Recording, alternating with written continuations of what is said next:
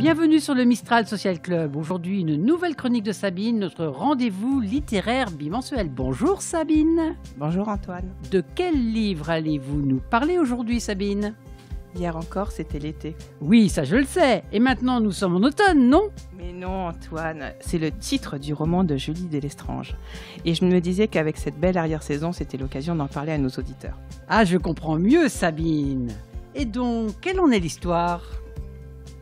C'est une bande de copains dont on voudrait faire partie. On va les suivre, leur enfance, l'amitié, les parents, les vacances, les études, mais aussi les galères, les contrariétés, les chagrins. Est-ce qu'on peut dire que c'est un roman sociologique? Je dirais plus que c'est un roman actuel qui, sans faire de morale, soulève les questions qui préoccupent notre génération. La réussite sociale, la performance professionnelle, l'épanouissement personnel. En résumé, c'est un véritable coup de cœur, un roman optimiste, un roman d'amour et d'amitié. Les livres de Julie Delestrange sont disponibles dans toutes les librairies, en poche et en grand format. Sabine, vous avez rencontré un auteur cette semaine? Effectivement, Frédéric Barès a répondu à nos questions à l'occasion de la sortie de son dernier livre. Bonjour Frédéric. Bonjour Sabine. Avec votre roman Les Nouveaux Mondes, nous faisons la rentrée des classes, ou plus exactement au pensionnat. Vous pouvez nous en dire plus ? C'est un pensionnat d'une année de terminale qui se déroule dans les années 70 et on y rencontre des élèves déracinés qui ensemble vont être amenés à aider un des leurs qui est particulièrement dans la difficulté. Je crois que ce roman s'inscrit dans une chronologie, c'est exact ? C'est très bien vu. C'est une série, en fait, dite la série des mondes, publiée aux éditions La Bouinotte.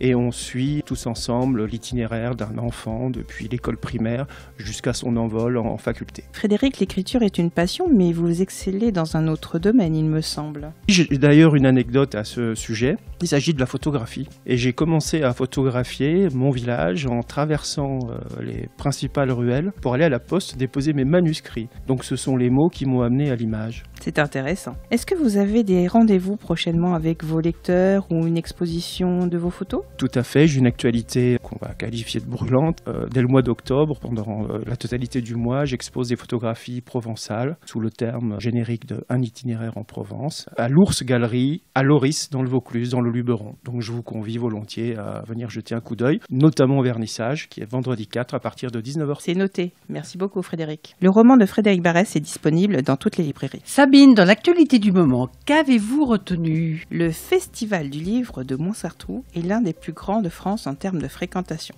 Pour la 32e édition qui aura lieu ce premier week-end d'octobre, 400 invités sont attendus.